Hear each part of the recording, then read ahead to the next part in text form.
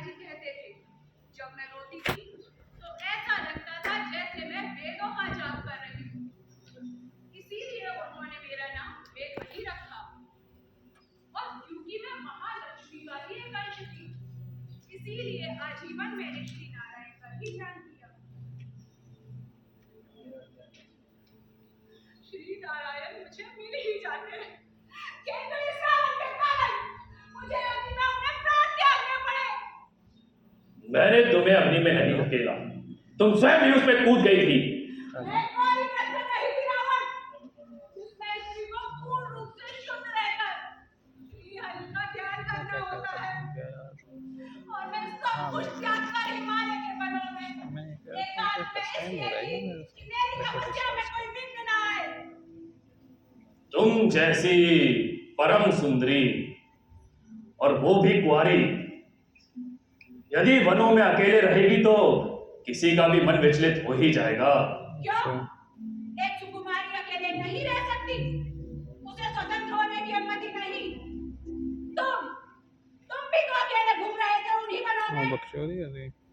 पुरुषों को सारे अधिकार हैं, और स्त्री को स्वतंत्र होने का भी अधिकार नहीं। तुम्हारा दोष नहीं है रावण, मेरी तो सुंदरता ही मेरे लिए अभिशाप बन गई। जब मैं बड़ी हुई तो मेरे सौंदर्य के चर्चे चारों ओर फैल गए। बहुत रिश्ते आए, परंतु मेरे पिताजी जानते थे मैं तो केवल श्री नारायण से ही विवाह करने की इच्छुक थी। फिर एक दिन राक्षस राज शंभु आया, जिसके विवाह के प्रस्ताव को स्वीकारे जाने पर उसने मेरे पिता की हत्या कर दी और मेरी माता भी उसी चिता में सती हो गई। फिर कुछ राजकुमारी को वनों का आश्रय लेना पड़ा। तो दीदी ने कुछ बोला उसके बारे में?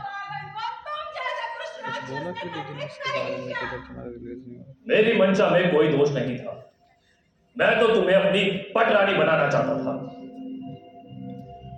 तुम जैसी असीम सौंदर्य की धनी को एक साध्वी बनने की क्या आवश्यकता थी? मुझे लगा तुम्हें श्रृंगार करना नहीं आता और इसीलिए मैंने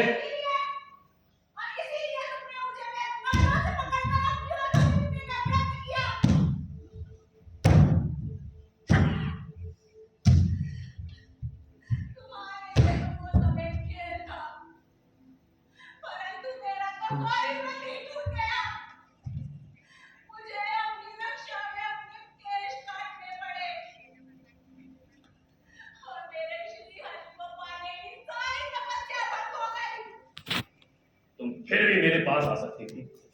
जिस भी वस्तु की तुम कामना करती वो सब कुछ मैं तुम्हें ला कर देता। मैं कहना सबको खुशी जाननी होती है कि किस बात से बंदा कैसा। आ रहे हैं, कहाँ जा रहे हो? मैं भी बाहर ही आ रहा हूँ, बस 1 मिनट।